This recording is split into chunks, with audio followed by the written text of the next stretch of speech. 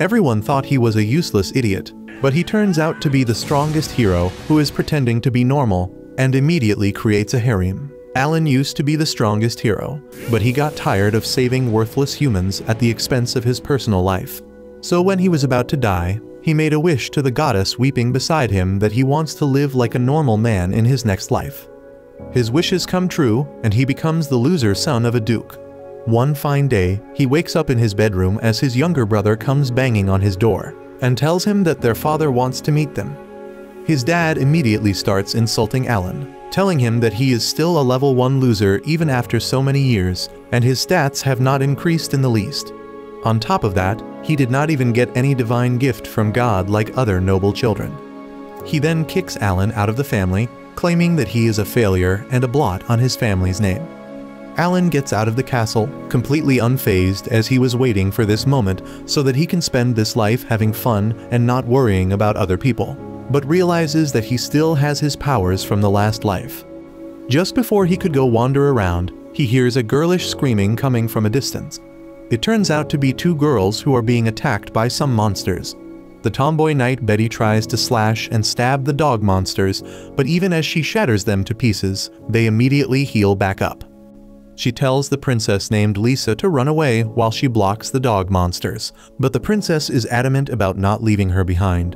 So she simply stands behind her while Betty tries her best to keep the monsters at bay. Alan watches it from a distance by using his magical eyes, and remembers how when they were young, some men at a party were making fun of him for being useless. But Lisa stepped in and told those men that at least he tries. This makes him want to help her in this situation just as the incompetent warrior woman falls. One of the dogs slashes her body, leaving her knocked out on the ground. The monsters are just about to finish the job, but Alan musters all of his magical energy and runs faster than lightning to appear in front of the princess at the very last moment, grabbing the dog by its throat. Lisa is shocked as Alan attacks the 3 monsters before jumping in the air and scanning them. He finds out that they all have a core inside of them, so he uses his special ability that creates a bunch of ethereal swords around him and throws them at the dog monsters, completely obliterating them. Betty apologizes to Lisa for being incompetent and thinks that this is the end for her. However, Alan approaches her and uses his healing magic to heal her completely, and even restores her armor. This really shocks the girls as everyone knew that Alan was a useless loser without any power. He can't tell them that these are powers from his previous life, but the girls come to a conclusion that this must be a new type of divine blessing the church doesn't know about. He then asks Lisa what the hell is she doing out in the countryside, and she explains that while she was praying to the goddess, she received a prophecy that she needs to go to a faraway village to help the hero. There was no other detail, and she left the capital alongside Betty, who was one of the strongest female warriors, and her bodyguard. Lisa then asks Alan what is he doing here, and he replies that they should talk about that while resuming their journey. He gets up and fixes the carriage using his healing magic.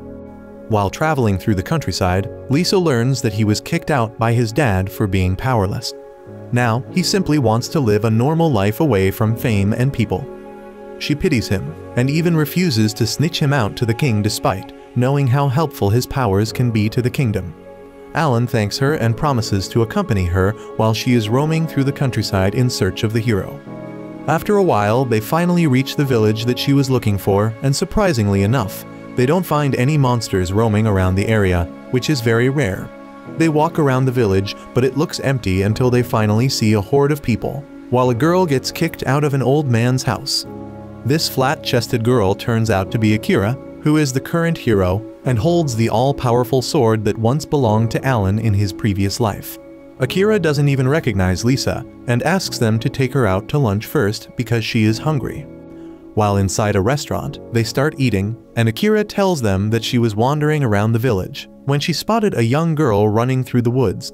She grabbed her and asked if she was fine, but she claimed that the dragon was going to eat her. Hearing this, she decided to slay the dragon and hid the girl in a small cave before heading into the village to get some more information. But when she entered the old man's house to ask questions, he refused to talk and threw her out. Alan finds all of this a bit suspicious and theorizes that there is a possibility that these villagers are trying to sacrifice the girl's life in order to gain protection from the dragon, and that's why they can't see any monsters around the area. This theory makes sense to all of them, so Akira decides that she is going up the hill and slaying the dragon by herself. Lisa immediately volunteers to go with her, as according to the prophecy she needs to guide the hero, and Betty obviously follows Lisa. Alan takes a deep breath as he can't leave his friends alone, so he decides to go with them in case they get overpowered by the dragon. While climbing up the hill, Akira seems to be very confident in her abilities, and draws up a plan, claiming that she will go straight up and face the dragon, while the others should go around the mountain and pincer the monster. Alan knows that this hero is completely useless and will get destroyed, so he offers to go from the front alone, while the girls go around the mountain. However, Akira can tell that he is more powerful than he shows, and he might kill the dragon without letting her fight. That is why she wants to go from the front, and then requests to spar with him once she is done with the dragon. Alan agrees to the plan, and Akira ends up going straight up to the dragon, who immediately gets up and shoots a massive flame blast at her. She dodges it somehow, and uses her special abilities to cast lightning on the dragon. But her magic is so weak that it simply tickles the dragon as he laughs at her face. Suddenly, the dragon shows her that the little girl is also here, and reveals that he simply wanted to have fun terrorizing the villagers. That is why he released her on purpose. This pisses Akira off, and she musters all of her strength and rushes in with a lightning attack, slashing the dragon cleanly before posing like a hero. But when she turns around, she finds the dragon completely unharmed.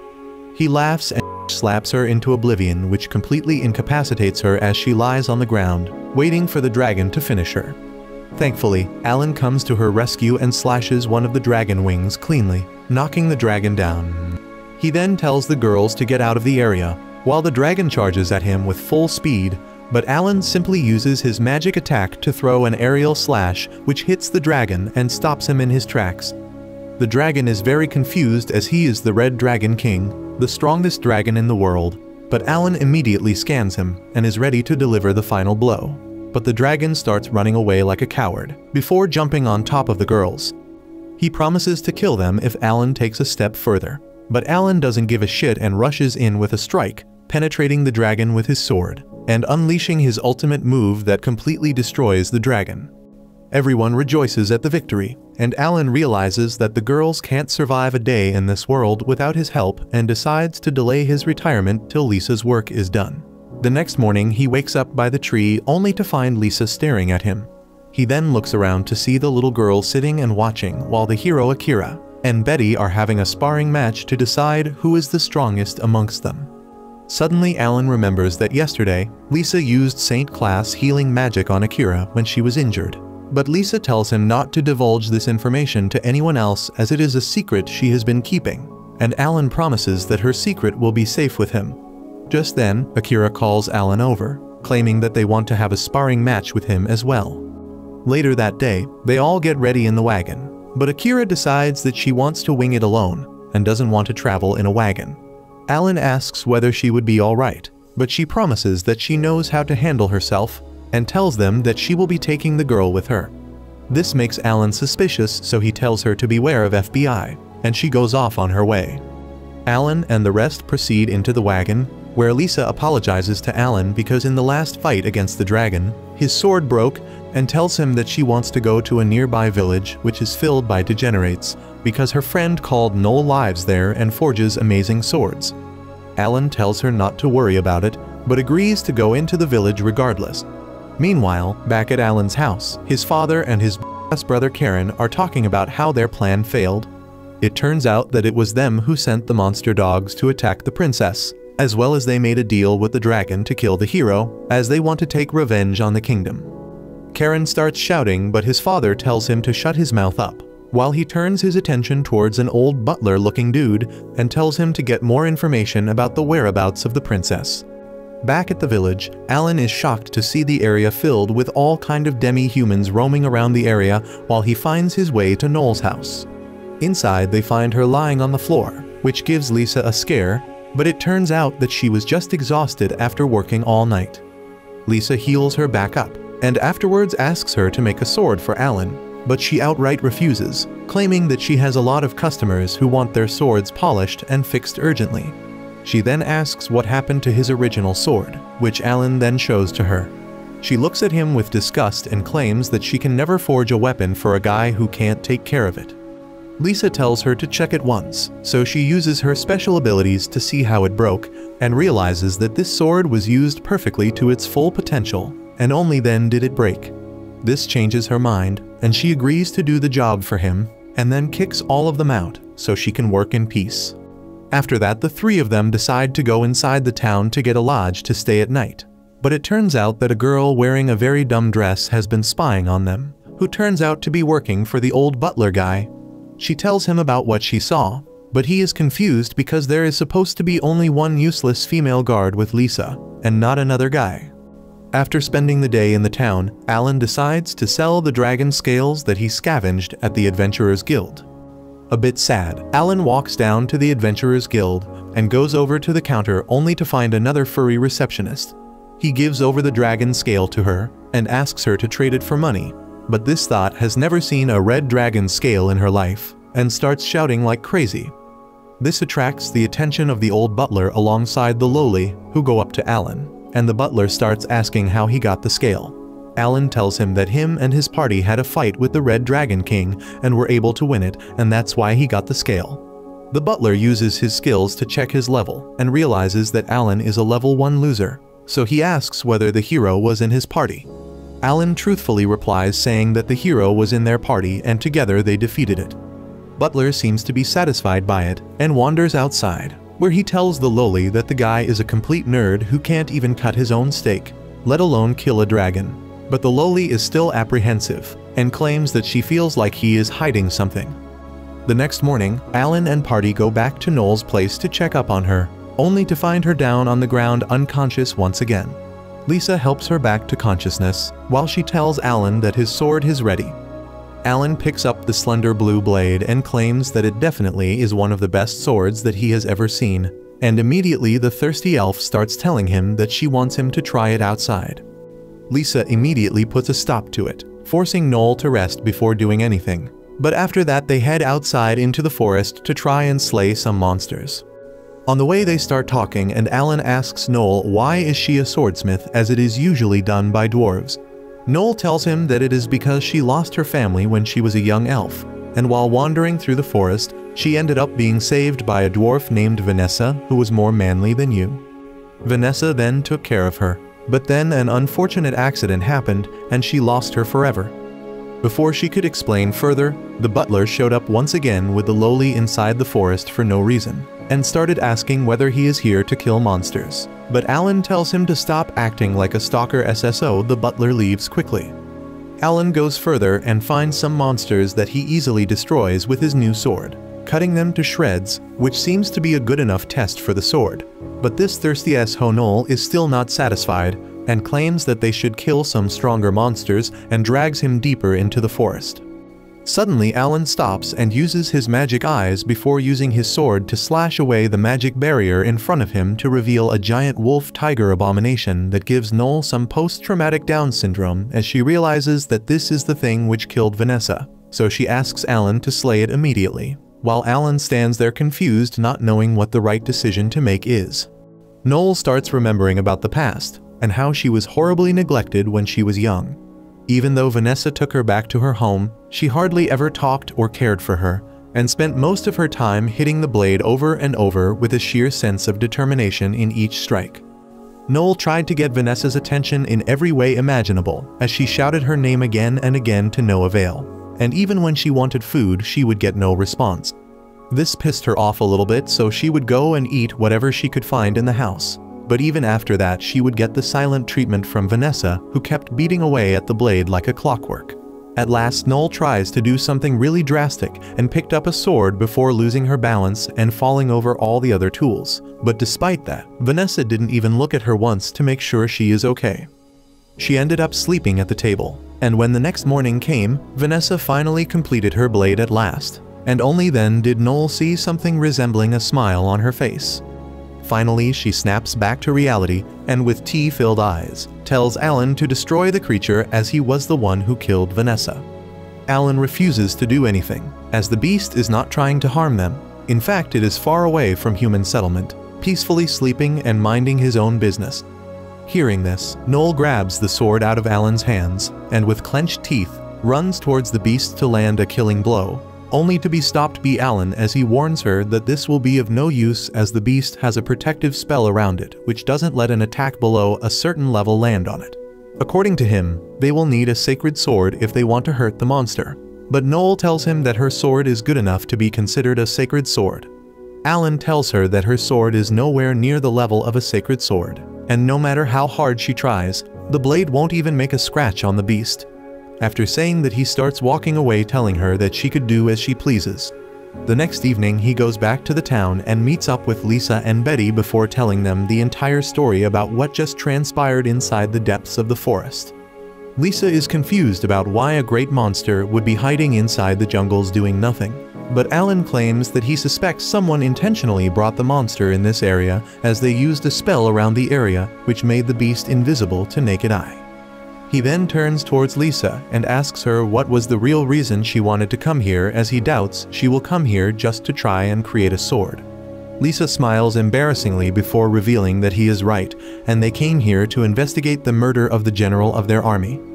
According to her, the general was a very righteous and good man, but one day, he was found assassinated inside of his own home, with no signs of any intruders and zero evidence apart from the fact that the killer took the general's head with him, leaving the body behind.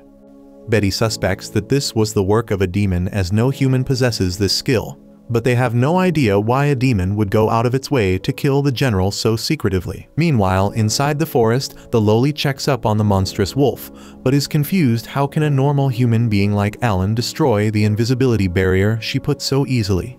She then heads back to the town to meet up with the butler and gives him the report. The butler claims that this town is boring and he wants to leave, so he tells the lowly to go and kill the princess as well as the elf Noel, which surprises the girl. The butler notices it and walks back to her, telling her that she has no choice as a slave collar appears on her neck.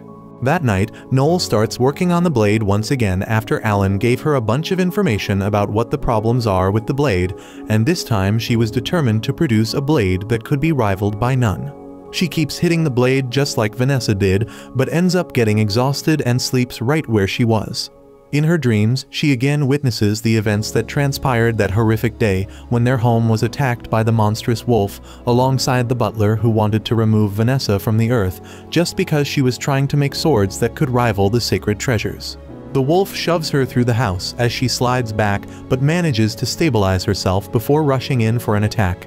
But to her surprise, the moment her blade touched the wolf, it shattered into thousands of places while the wolf tore her apart with her sharp teeth. With blood pouring down his teeth, the monster turns around to finish Noel, but suddenly a huge bolt of lightning shocks him, and the hero presents herself in front of Noel. The wolf doesn't really care and tries to attack her, but she shocks the monster once again, which it shakes off as if it was nothing before attacking again. The hero counterattacks and manages to slash the monster across the face thanks to her sacred sword, which scares the butler enough that he decides to run from the scene. The hero apologizes for not being able to save Vanessa, but Noel is distraught because even after Vanessa put all her hard work in that blade, it simply shattered on impact. She cries her heart out, vowing that she will make a blade which is better than a sacred sword. The next morning, she wakes up feeling much better and lighter. She wonders whether Lisa healed her and comes out to check, but finds no one, so she gets to her work again, while it turns out that Alan healed her at night to make sure she remained healthy. Later that day, she finally finished the sword, and this time confident that the sword was strong enough to compete with a sacred treasure, she wanders out at night all alone to try and kill the monster.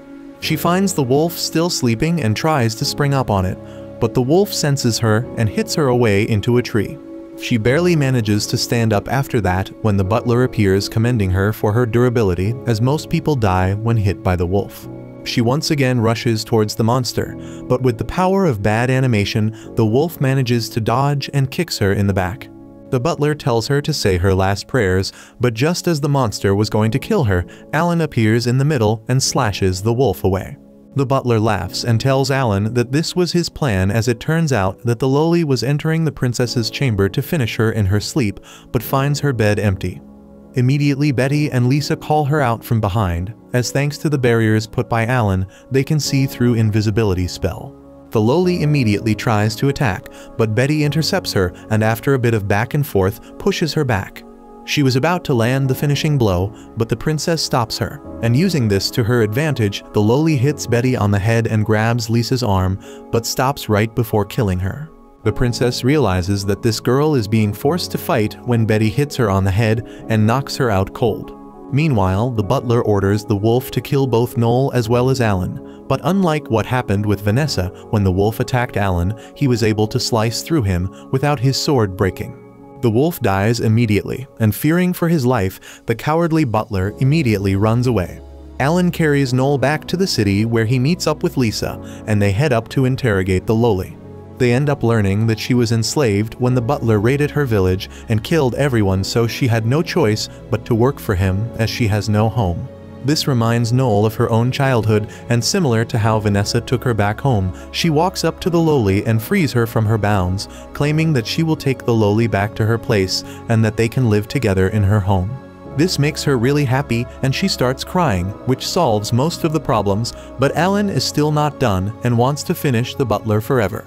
He goes out inside the forest alone once again and uses his special attacks to try and find the butler, but it turns out that while he was hiding behind the mountains, a demon ended up finding him and killed him before leaving the place. It turns out that the orders to kill the butler were given by none other than Alan's father himself, who has hired the demon and is also responsible for killing the general of the kingdom. He tells the demon that he wants to finish the hero as well as the princess, but his son jumps in between, telling his dad that he wants to deal with the princess's party personally. Meanwhile, Alan and his party are at Noel's workshop. They have been trying to find some leads about the murderers of the general, but no clue has been found till now. Noel suddenly gives Alan an idea, reciting a story about a certain village nearby where a ghost wearing silver armor appears at night and haunts the graveyard. Betty freaks out on hearing this story because she is terrified of ghosts like a 5-year-old, and while everyone is busy teasing her about it, Lisa decides to investigate the ghost story. Alan also agrees because demons may know how to raise people from the dead, and they can find some clues if this story is true. So, that evening, Alan and his party go to the village and find the people there hard at work, preparing for Halloween. Lisa asks the villagers if they have seen a man wearing silver armor around these parts. They have never seen anything like that, and Lisa is disappointed by their answer. Alan says that they should check out the village graveyard too, because Noel mentioned that clearly in her story. They find the graveyard empty, but Betty is fully alert, and as she hears the rustling of leaves, she immediately turns back. She was anticipating an enemy, but all she finds is a man with completely white eyes.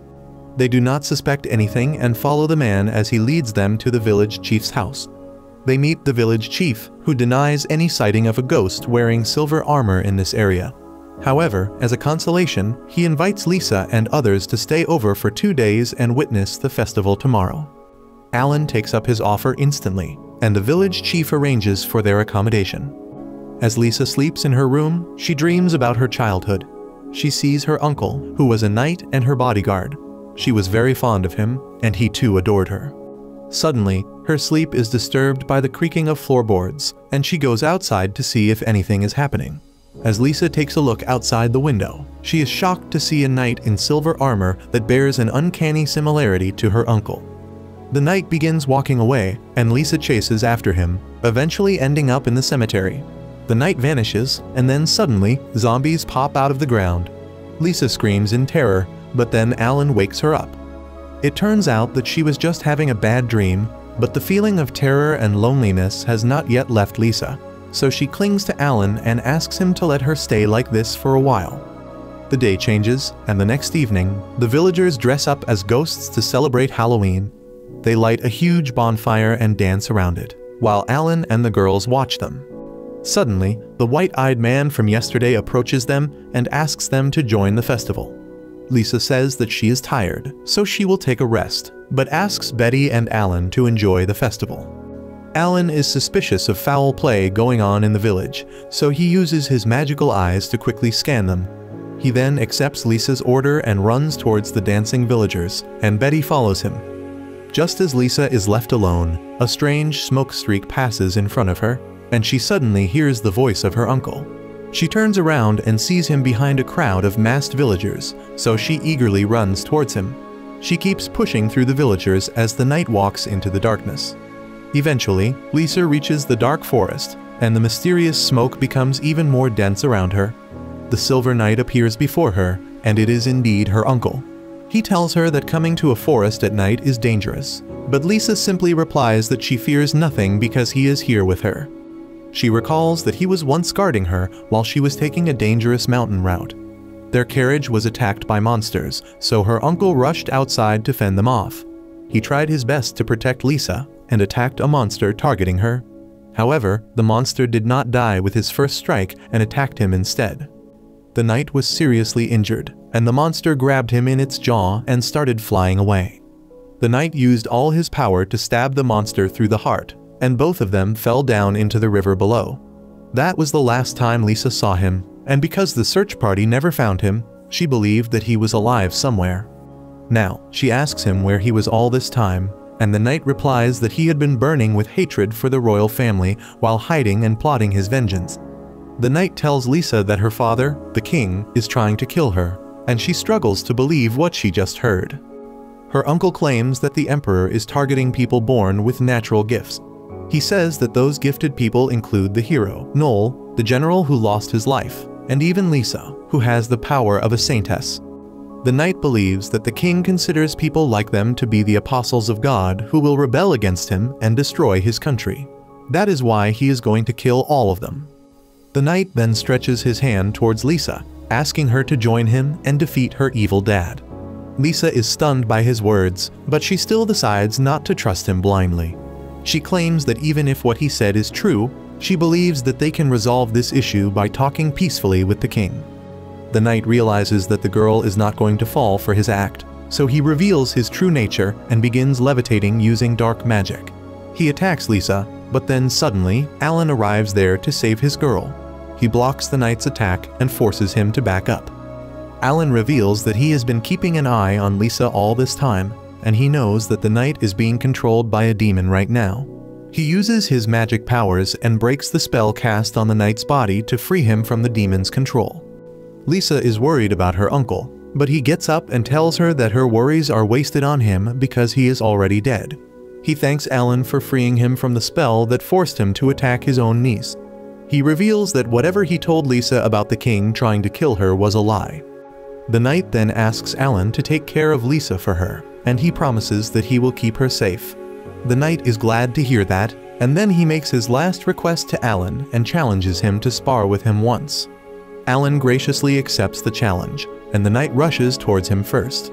Alan blocks his first attack, and then the two men exchange blows while displaying their swordsmanship skills. As Lisa sees them, she recalls how her uncle once promised to protect her from every danger in the world until a man stronger than him was ready to stand by her side. Today is the day her uncle's long wish came true, and as he lays in Lisa's lap after being defeated by Alan, he tells her to stop crying.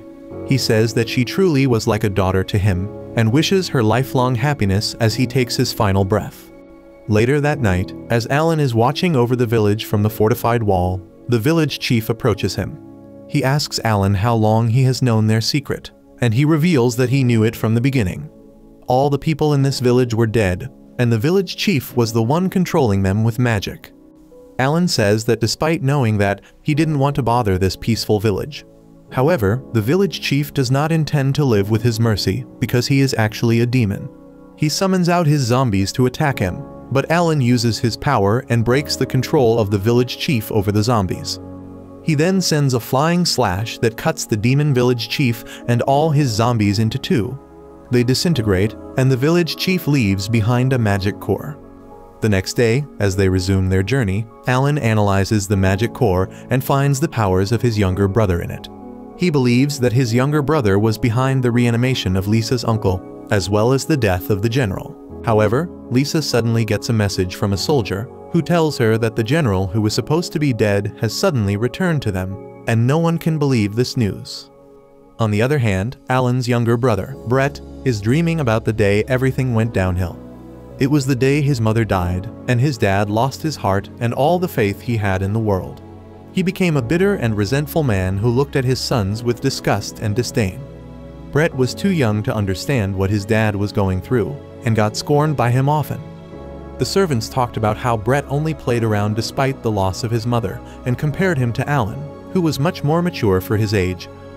Brett took out that resentment on Alan and blamed him for looking down on him, just like their dad. He suddenly wakes up in a cold sweat and punches his pillow in frustration over the dream. Soon, he goes to greet his father, who laughs maniacally as he reads a letter. The letter in his hand burns as he declares that it is time to start their revenge on this kingdom and on the gods themselves. Aghast by his father's reaction, Brett thinks that he is the only one suitable to lead this family. Meanwhile, rumors about the dead general returning to life start circulating in the city. Not only that, the revived general seems to have joined the rebellion against the king and is trying to convince the citizens to join his side. Captain Edward of the Royal Knights and his assistant are walking through the city, listening to the gossip and rumors.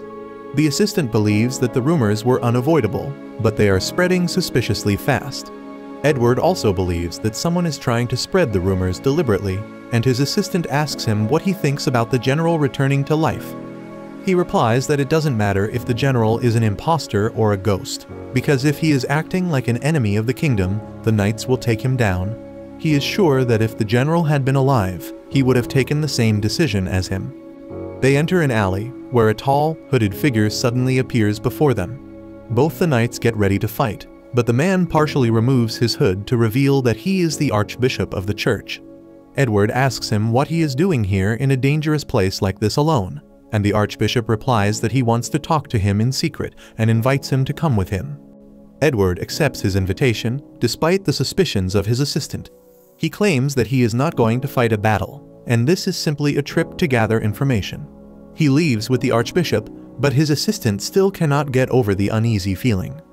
The archbishop leads Edward to the knights' training grounds and then immediately dips. Edward is left all alone in the training area when suddenly someone attacks him from behind. He senses the attacker's bloodlust in time and stops his attack, only to find that it is his old friend and Alan's dad, Craig. Edward repels him, and they exchange some greetings, talking about how they have not changed at all in so many years. Edward remarks that he has not seen Craig since his wife's funeral and asks him why he is suddenly here. Craig laughs while calling him a fool. He reveals that the archbishop is already under their control and attacks Edward, who has not understood what is going on just yet.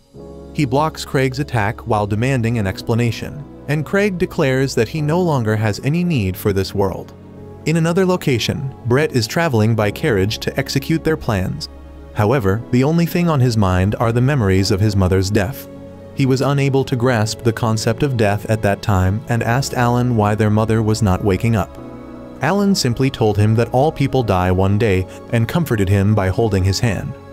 That time, their relationship was not so bad, and Brett used to visit him when he couldn't sleep at night. He asked Alan if he was a failure because their dad had called him a failure earlier. Alan tried to convince Brett that he was not a failure and that he should not pay any attention to the people judging his worth without giving him a chance. However, he could only cry because he couldn't believe his brother's words over his dad's and ran away from Alan. Soon, he began showing growth, and their father recognized him and started treating Alan as a failure instead. Brett was happy to receive Daddy's attention and also frustrated that, despite everyone calling him a loser, Alan paid it absolutely no mind. Brett told him that he was unworthy of their family name, but Alan told him that if he ever finds himself going down the wrong path, he should ask him for help. Brett is brought out of his nostalgia ride when a mysterious figure appears in front of him. The mystery man informs him that their preparations are complete and asks Brett to report things on his end. He replies that he has used his gift to control the archbishop and lure Edward out. The mystery man thinks that Edward is a troublesome opponent because he can nullify any gift within a 1-meter radius, and that is why he is considered invincible on the battlefield. Brett claims that his dad is already dealing with Edward, so they don't need to worry about him. If the worst-case scenario arises, he is ready to use his special ability to execute their plan without getting affected by Edward's abilities. He reminds the mystery man that his side has been producing constant failures and asks if they will succeed this time, which enrages the man.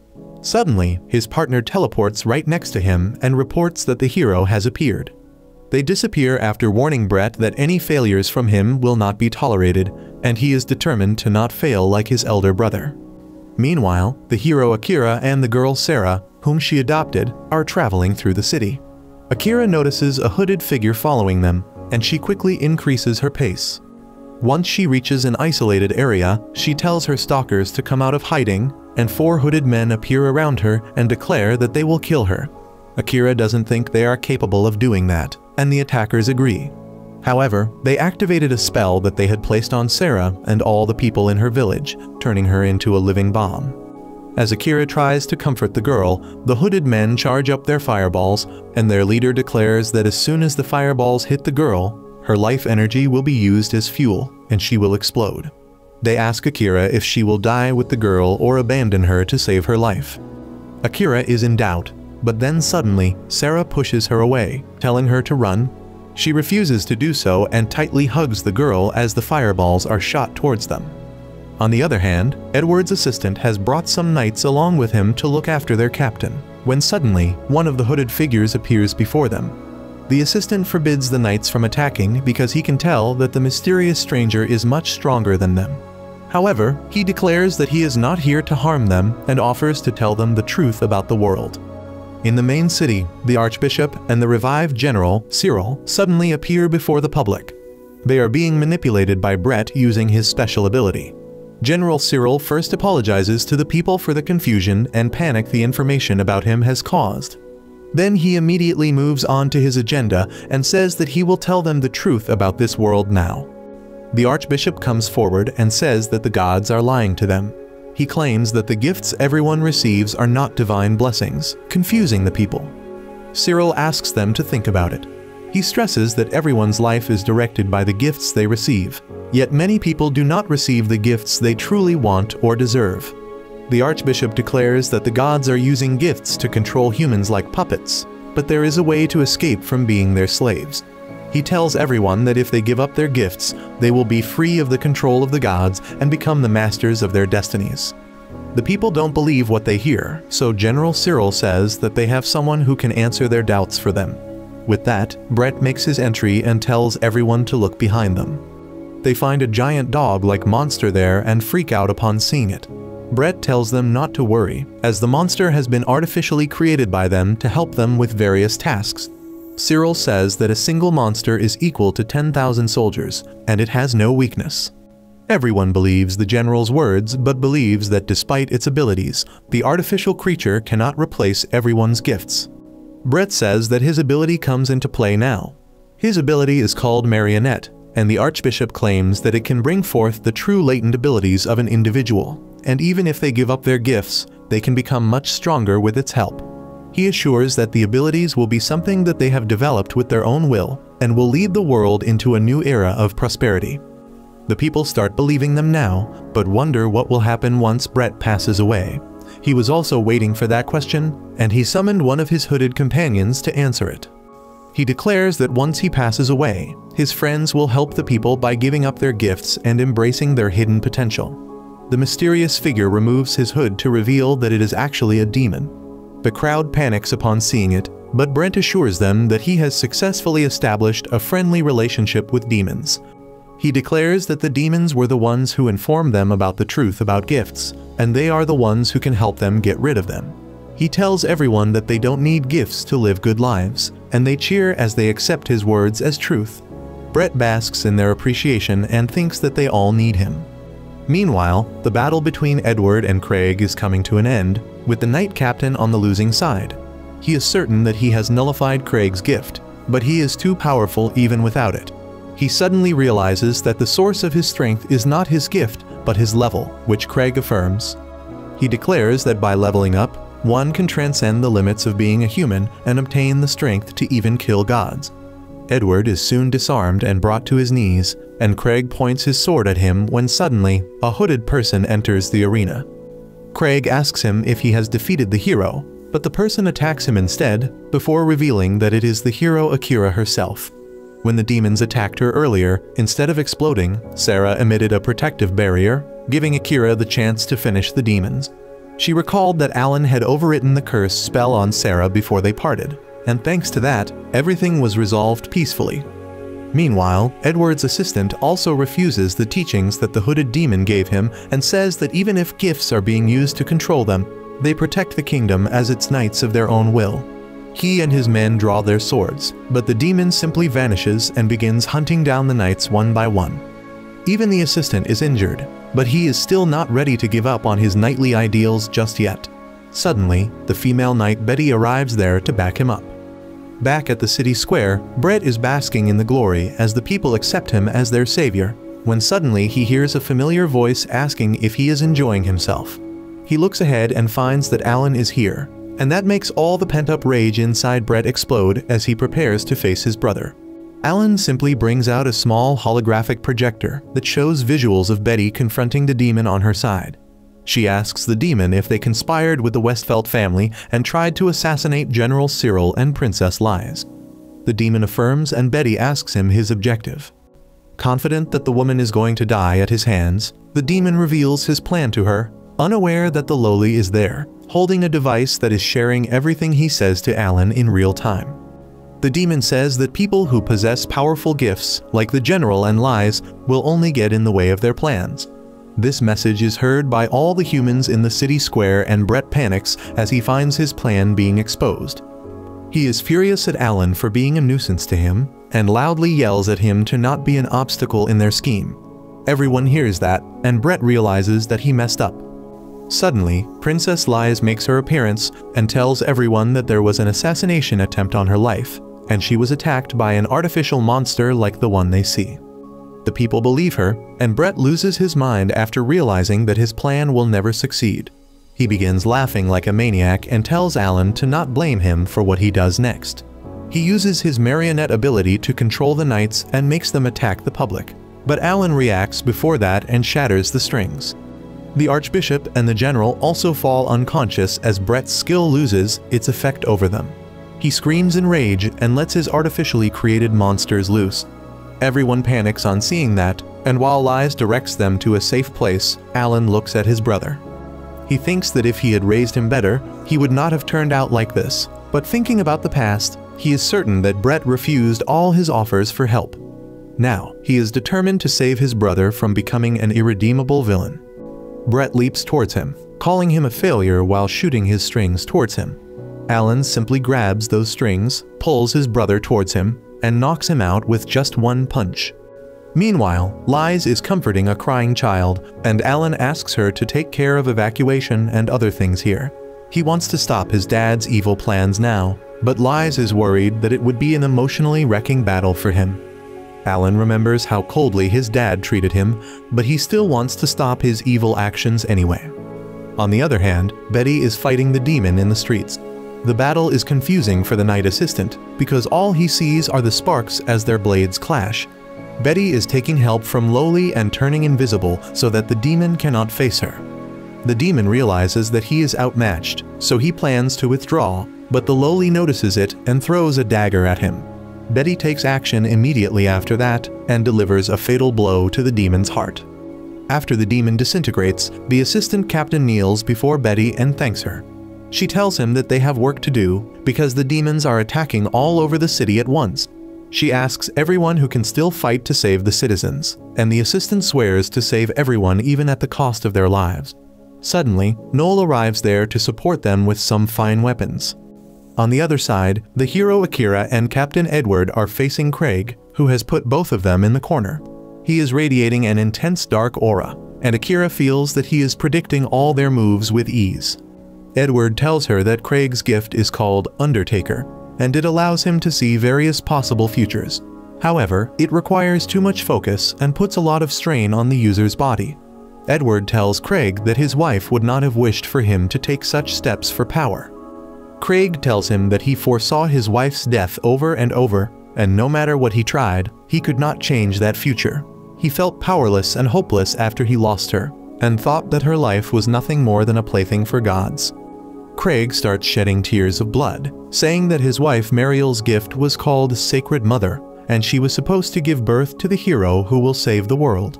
However, she gave birth to a failure like Alan, who didn't even get a gift. He roars, letting out red lightning from his body, asking what was the purpose of her gift and her death if she could not give birth to a hero. Now, he is determined to erase all the gifts and even the gods from the world. The red lightning disappears, and the dark aura surrounds Craig's body again. Akira tells him to stop elaborating things so much when the simple truth is that he couldn't get over his wife's death.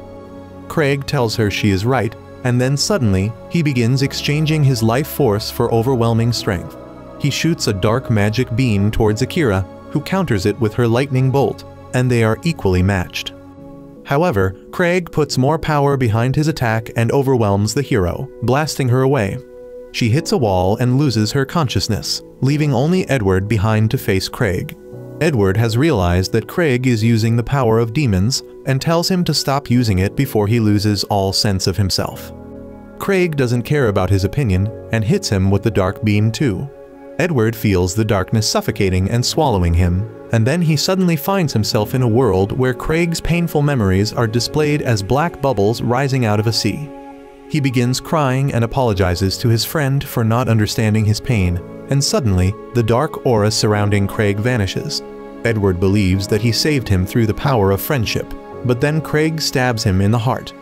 He falls dead with that, and Akira is aghast by what she just saw. She yells at Craig, saying that his friend was thinking about him till the last moment, but he doesn't care about it anymore. He tells her it is her turn to die next, and shoots a dark beam at her. Akira prepares to be sent to the afterlife, but the attack doesn't hit her. When she opens her eyes, she finds Alan standing in front of her, and Craig is not happy that his failure of a son is here to stand in his way. Alan also replies that he would have preferred someone else to do this job. Craig gathers his dark aura, telling his son that he will always be an eyesore to him. He shoots the dark beam at him, but Alan blocks it all easily. Craig is stunned because the attack was powered by his hatred, and he believes that his hatred can't be countered so easily. He asks Alan who the hell he is, and he replies that he is a failure. But even then, there are people he cannot abandon, and his mom would have wanted him to help everyone too. Alan unleashes a radiant aura, but Craig is ever more angry at him and asks him to not take his wife's name. His hatred and darkness begins overwhelming his body, and he shoots an intense dark beam towards Alan, who finds it hard to block. Suddenly, Alan finds himself in the sea of his father's grief and senses his bottomless despair. He sees the memories of his mother's death and funeral, and those of his birth too. This is the first time Alan realizes how much his parents loved each other, but despite this, he will not let his dad destroy the world. He unleashes his full power and dispels all the darkness surrounding him. He then uses his special move and summons multiple ethereal swords and sends them towards Craig. Craig takes a direct hit from the powerful attack, but he still looks fine at the first glance. However, he suddenly starts trembling, and then the severe damage he received brings him down to his knees. He coughs blood on his battered sword, and then yells at Alan, calling him a failure. He lets his power go into overdrive mode, and releases all of it at once, creating a tornado around him. His power creates dark clouds in the sky that grow and engulf the entire sky. The city turns dark and the people panic, anticipating the end of the world. However, Lies asks everyone to keep calm and trust Alan. In the training arena, Craig is still releasing an insane amount of dark energy, and Akira says that this is beyond human abilities. Alan says that he has no choice but to stop his dad now. He begins releasing his full power gradually while running towards his dad. He catches speed and then uses one of his ultimate attacks called Flash and charges towards Craig with his entire body covered with dense magic. His piercing attack collides with the dark tornado, sending droplets of dark energy flying everywhere. Alan keeps drilling through his dad's defenses, when suddenly, dark tentacles appear from the tornado and latch onto him. He finds himself in his dad's mind, with nothing but a dark sphere in front of him. He hears groaning sounds from the sphere and realizes that it is his dad, being held prisoner by his rage. Alan realizes that he was not much different from his dad, because he was also running from the betrayals of his past life all this time. In a way, he can understand what it is like to be a prisoner of negative emotions. That is why he decides to free his dad. He stabs the dark sphere, and suddenly, a bright pillar of light appears in front of him. The pillar of light begins expanding, gobbling up everything in its path. and with that, the darkness surrounding Craig in the real world subsides. Then, with a green light, he appears again, severely injured. A mystically glimmering butterfly descends towards him, and just as it perches on his hand, Craig's body starts to crumble down. As he is reduced to nothing, Craig finally accepts that his failure of a son has finally accepted his destiny. He cries, taking his wife's name as the last words he ever speaks before the mystic butterfly guides him to the afterlife. Soon after that, Alan visits the king, who grants him the title of the Duke of Westfelt for his great services in the recent battle. However, Alan respectfully declines the reward, and the king accepts it. As he walks back to his office, his assistant asks him if he was sure to let the boy go. The king remembers holding the young Lies in his arms, who excitedly told him about Alan. He thinks that the boy saved the country and his dear daughter, so this is the least he can do for him. Meanwhile, Alan is preparing to leave with Noel and the Lowly when Lies comes running there and asks them to let her take her along. They are surprised because a princess should not leave the palace without reason, but Lies informs them that she is now Lies Westfelt and will look after that territory. Alan has no choice but to accept her on hearing that. Noel then asks her about Betty, and Lies says that she is a guard of the royal family. However, now Lies is not an immediate member of the royal family, so she cannot serve her. Despite that, Betty is trying her best to find a loophole to serve her. Alan asks her if she will be fine without her, and Lies claims that she feels much safer with him around. With that, they get on the carriage and depart for their new life. However, little do they know that there is another person in this world with powers like Alan, and she knows him too. She wonders why he reincarnated in this world, and decides to find out soon enough. Alan sees a dream of his past life, in which the winged angel apologizes to him while he is on his deathbed. She cries, saying that she didn't make him a hero thinking that he would end like this, and thanks him for saving the world, before asking what his final request was. He wakes up from the dream with that, and heads downstairs, where Lisa is preparing breakfast for him. As soon as Alan sits down, Noel comes there, scantily clad, and Lisa freaks out on seeing her in her underwear. Alan tells her to at least wear something before coming here, and she just winks, saying that he has seen her even more vulnerable. Lisa freaks out and rattles him, demanding an explanation. He explains things as they sit down to eat, and says that Noel's workshop was too hot, so she had just taken off some clothes, and that was the end of it. Noel then reminds him that he has to help her test out some new weapons, and Lisa says that he has to help her do some paperwork as well. He has even promised the Lowly to take a nap with her, and Alan freaks out because he forgot about all those promises. Suddenly, a dog-eared girl from the Adventurers Guild comes for him, because there is a mountain of requests for him. She begins dragging him along, but Lisa and others stop them. They begin fighting among each other to get the right to spend time with Alan, and he is embarrassed by the attention he is suddenly getting. He manages to do everything but gets too exhausted because of it. Later, he tells everyone that he is planning to travel to the nearby empire for a change of pace, and if he finds a good place on the way, he will settle down there permanently. Lisa is not happy about that, while Noel tells Lowly about the Victor Empire, which is a powerhouse country that is on friendly terms with their kingdom. It is famous for its multiple dwarven smiths, and Noel decides to come with Alan to see the empire. Even the Lowly says that she will come along, and Noel manages to convince Alan to let them join them. Lisa, however, has to stay back to manage the duchy. Well, she calls Betty and ditches the work on her, so that she can also join Alan on his journey. On the way, Noel asks her if it is really fine for her to leave the duchy to travel, and Lisa says that she needs to visit the empire to confirm some things. Even though the empire is on friendly terms with them, the emperor is ambitious and would have attacked them during the chaos a few months back.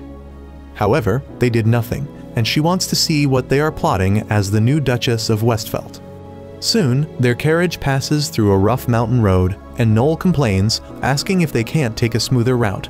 Suddenly, Alan stops the carriage because he just spotted some monsters called sand wolves up ahead.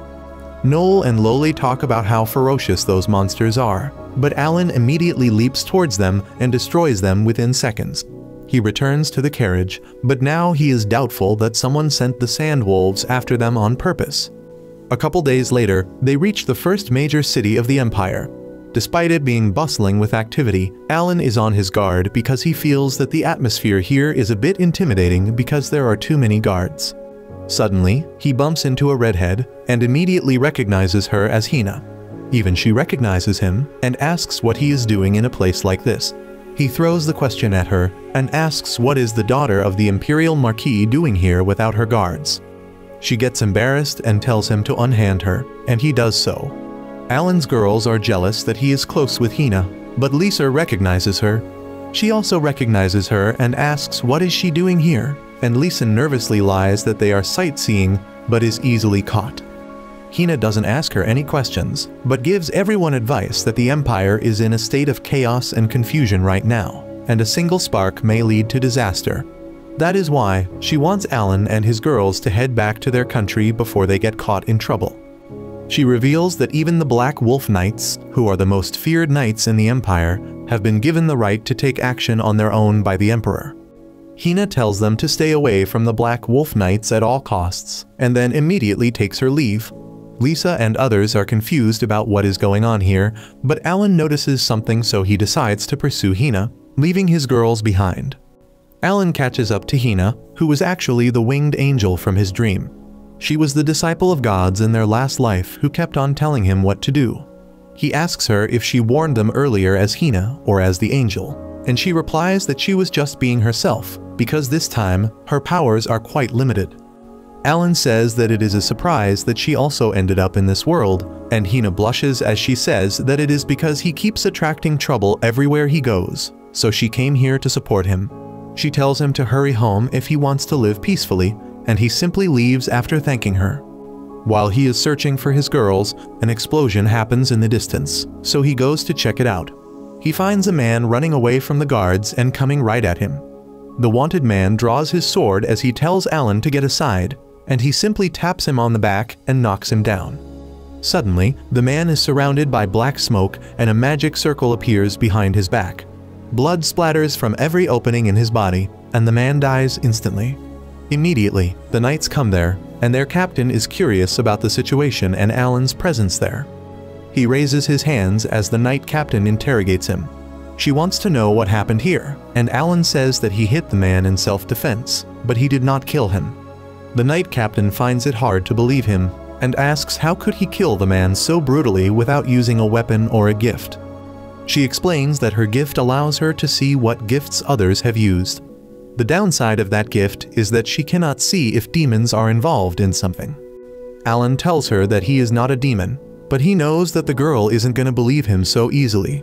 She affirms, saying that if he can't give her solid proof, she will arrest him on suspicions of being a demon. When the knight captain tries to grab him, he suddenly turns invisible, and she panics. She sends her knights to lock the border and search for Alan everywhere. Meanwhile, Alan was rescued thanks to Loli's help, who brings him to a sewer where Hina, Lisa, and Noel are waiting for him.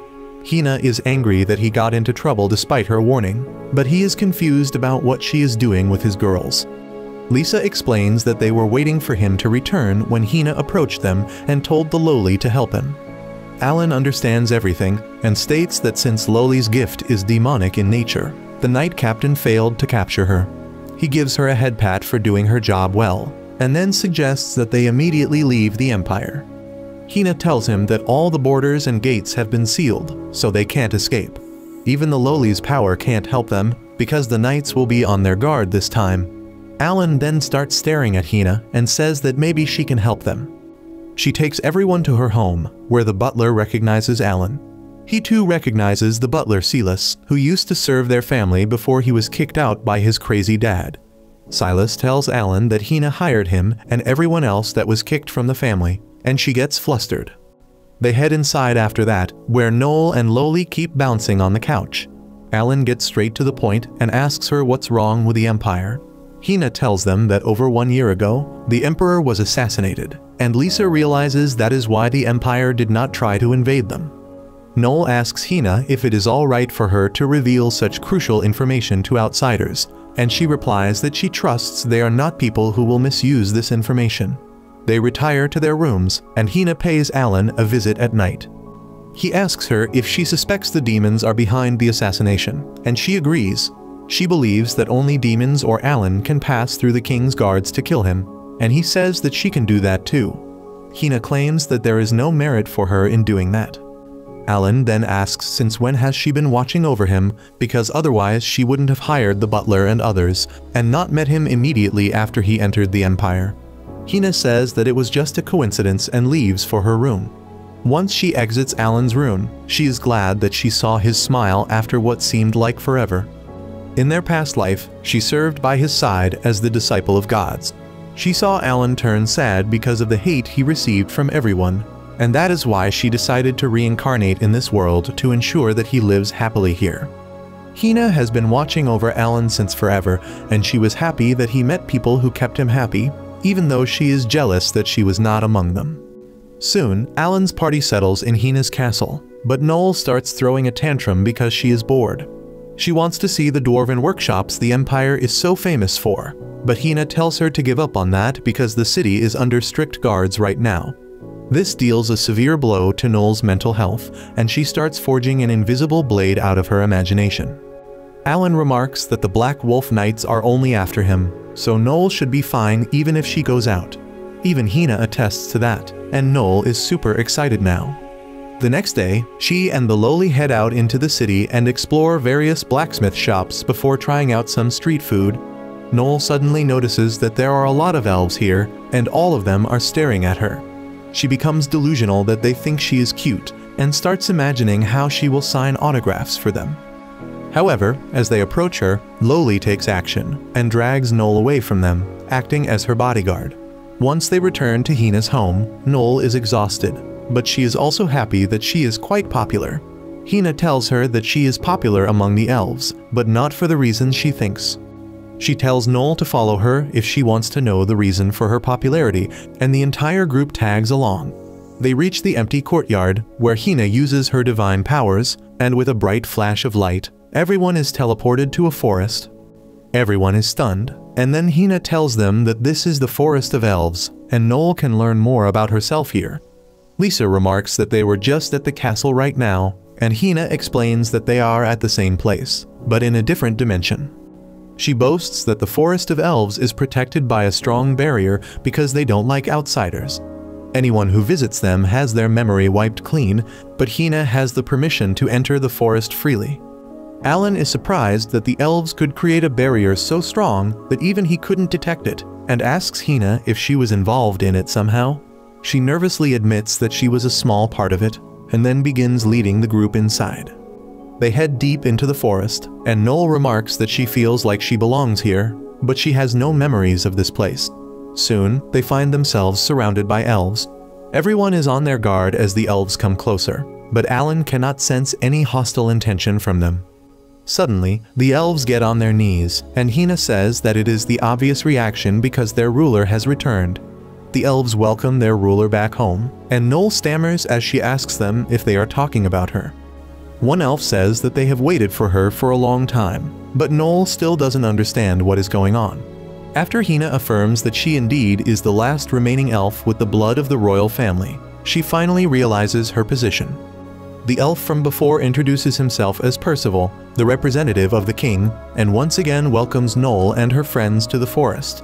He invites them to their settlement, which is a bunch of tree houses. The elves are using human furniture as well as playing chess, and this surprises Alan and others. Percival is about to explain that Hina brought all these things for them, but she tells him to shut up. Soon, two horned kids come running to Noel and offer her some acorns they picked. She takes one from each, and the kids promise to bring her more amazing things tomorrow. Percival tells the kids to scram, and even asks the one hiding behind the trees to come out. The boy named Phil comes out of hiding, and Percival tells him to go away because their ruler is busy. Noel says that she has time to talk to him, but Percival doesn't agree to that. Phil complains that the other kids talked with the ruler even though they are bad people. Percival loudly scolds him for being a racist piece of shit, and the boy runs away crying. Noel is curious about what he meant by bad people, but Percival says that it was nothing and starts leading the group inside. Meanwhile, in the human world, the Knight Captain Lazette, who picked a fight with Alan earlier, sneaks out of a building. She is greeted by her rude subordinate Oswald, whom she sent on a mission to find the Forest of Elves. He reports that he failed, and Lizzie lectures him about being a bloodthirsty battle junkie. He throws the same insult back at her, and she places her sword at his neck. Oswald doesn't even care and returns to his mission. Back in the Forest of Elves, everyone is enjoying a party, with Noel being the center of attention. Percival sits next to Alan and begins talking about how odd the time was for the elves without their ruler. He explains that if elves do not serve their rulers, they can neither grow nor bear children. Percival credits Hina for bringing hope into the lives of the elves by telling him about Noel. Not only that, Hina also took it upon herself to introduce the reclusive elves to other cultures. She brought them human items, and the elves began to understand humans better because of that. Thanks to that, many elves freely visit the human world. Alan asks if Hina was the one who brought the horned children to the village too. He knows that they are demon children, but assures Percival that he doesn't bear any hatred towards demons in his heart. However, he is curious about how demons, who are hated all over the world, live peacefully with the shy elves. Percival explains that 3 years ago, Hina suddenly asked them to take care of the 2 orphan demon kids. Most elves were not in favor of that, but Hina told them that if they lived alongside other races, they would grow even without their king. That's why everyone agreed to let the demon kids stay here, but most of them still don't accept them. Later, Noel is exhausted because of all the unwanted attention she got, and she is not happy about how unreasonable the elves were while trying to convince her. Loli nervously asks her if she is really going to become the ruler of the elves, and she replies that she has no idea about it at the moment. Seeing the atmosphere turn too gloomy, Alan suggests that they should take some rest now, but signals Hina to meet him later. Noel is left alone in the living room, wondering about her decision. She achieved her mentor Vanessa's ambition by forging the ultimate sword, and now she has no goal of her own. Burdened by her confusion, Noel decides to take a walk in the fresh air. As she stares at the moon, Alan is watching over her from the window. Just then, Hina visits him and asks if the gesture earlier was to call her to his bedroom. She asks him to be gentle with her because this is her first time, and as she pouts for a kiss, Alan tells her that she can go now as he is done with her. Hina is furious and lashes out at him for leading her on, and after she settles down, she asks him what he wants. Alan says that he wants to know about the demon kids. Hina first curses Percival for being so loose-lipped, and then tells Alan that there are a few things about demons that he doesn't know yet. First of all, demons aren't even a distinct race. When a person is overcome with hatred for other people, and they wish everyone else to be dead, the will of the world recognizes them as a demon. However, demon kids are exceptions because they are born to demon parents who almost always abandon them. They are hated and hunted down the moment they come into this world, and that is why their hatred and demonic attributes grow. The demon kids kill to survive and become stronger, continuing an evil cycle of hatred. Hina says that she found the 2 kids when they were being chased by humans, and she couldn't just let them be, so she rescued them. Alan smiles at her and remarks that it is exactly what he thought she would do. The next day, Percival leads Noel and her friends to a mystic lake inside the forest. Noel seems to be out of it, and Hina asks her if she is too troubled about making a decision. She asks her not to be guilt-tripped into becoming the ruler of the elves, because they are figuring out how to live on their own. Just then, the 2 demon children come there and gift Noel a sparkling stone like they had promised. She thanks them, and then Hina remarks that it is a spirit stone, a crystallization of elven power, which is a precious ingredient in alchemy. Suddenly, the boy Phil comes there and throws the spirit stone away. He tells the demon kids to stay away from their ruler, and they start crying. As Noel tries to console them, Percival scolds the racist piece of shit, but he runs away. Alan realizes that the elves deeply hate demons, and Hina retorts that not just elves, but even someone as kind as Lisa is having problems approaching the kids. Hina then walks away and finds Phil crying in the streets of the human city. She says that he was quite mean earlier, and he replies that he couldn't stand the demons getting close to the rulers. Hina asks him if the demons have ever done anything bad to him, and he says that they have not. She sits beside him and tells him that the demon kids feel the same way about the ruler as he does. She tells Phil that he should try to be friends with the kids and treat them nicely because they are younger than him. She walks away, telling the boy to return home soon as well. Phil realizes that he must agree to the demon kids, but as soon as he gets up, He finds the mean knight Oswald in front of him. He tries running away, but Oswald grabs him by the neck and then unleashes his sword, asking Phil to show him the way to the elven forest. Meanwhile, in the village of elves, a grand feast is thrown in honor of their ruler. While everyone is amazed by the hospitality of elves and enjoying themselves, Noel looks gloomy for some reason. Hina asks Alan if Noel will be alright, because she looks like the thought of becoming a ruler has taken a toll over her. Alan is busy stuffing his mouth, and remarks that anyone in her position would lose their appetite too. Hina wants to help Noel somehow, but Alan replies that it is something she must decide for herself. However, their worries are completely baseless, as the only reason Noel is not interested in food is because she wants to eat meat and not the fruits and vegetables. Later, Hina decides to take her leave, and entrusts Percival to show the guests around. Percival says that she has no need to go out herself to look for the missing person, but she assures him that it is time for her to return home as well, so it won't be a problem for her. She leaves with that, and Alan asks Percival if something is the matter. He replies that the boy named Phil has left the forest and not yet returned. In the city, Hina looks for Phil in the streets, but she is unable to find him anywhere.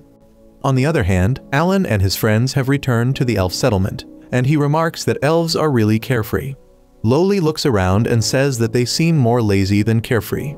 Percival replies that the word hardworking doesn't suit elves well because they live too long and grow too slowly. The way they experience time is also different from other races. That is why hard work becomes infinitely less rewarding for them. Lowly asks Percival how do elves get food if they don't work, and he simply stretches his hand and an apple appears there.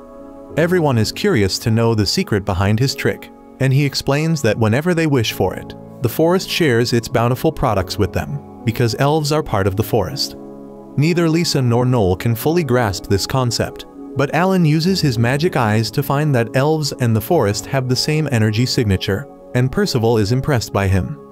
After explaining more about the connection between the forest and elves, Percival asks Noel what she thinks about the forest. She replies that it is nice and peaceful, but it lacks something. Alan suddenly chimes in and asks Percival if he can live in the forest too. He tells Lisa that he was always planning to find a peaceful place to live, and there can be nothing better than this. Percival replies that to live here, Alan would have to prove that he is one of them, and he can't even tell him how to do it, because it is the forest that decides everything. Alan says that he really wants to stay in the village, and Percival apologizes because he can't break the rules for anyone. Noel then asks him about the demon children, and he replies that they are just looking after them for a short while. He believes that once they grow up a bit, the children will leave. Alan finds the loophole in the law and asks Percival if he can also stay in the village for a short time. He believes that it would be fine, and then Alan asks him what is their definition of a short time. Percival says that it would be about 100 years, and Lisa freaks out on hearing that. Suddenly, the wind starts blowing and Percival receives a message from the forest. Alan is curious, and Percival tells him that they have a visitor, but it is someone the forest doesn't recognize. Lowly asks if it is someone suspicious, but he tells her to not be nervous because there are many people in the Empire who can enter their forest through legal means. He then apologizes to Noel, stating that he must pause their tour now because he must receive their guest. Noel tells him that she has no problem, and then Percival departs. After that, Alan suggests that they should return to the village, but Noel wants to explore the forest. However, he reasons that it will be bad if they run into someone from the Empire, and she understands. They go back to their lodging and Noel plays chess with Lowly, who has her own set of rules. Meanwhile, Lisa asks Alan if he really plans on staying in the forest, and he replies that he is seriously considering it. This makes her jealous, and she pouts, saying that of course he wants to stay here because his dear Hina is here. Alan understands her jealousy, but assures her that his relationship with Hina is not what she thinks it is. Lisa is not happy with that response and asks him to give her the details, and he nervously says that it is hard to explain. He says that it is like he and Hina are stuck together because of fate, and this gives Lisa the wrong ideas once again. On the other hand, Hina returns to her mansion, where she finds Lizette, the captain of the Black Wolf Knights, waiting for her. Hina asks her what she is doing here, and Lizette says that they've received information that she is hiding a suspect in the Emperor's assassination case.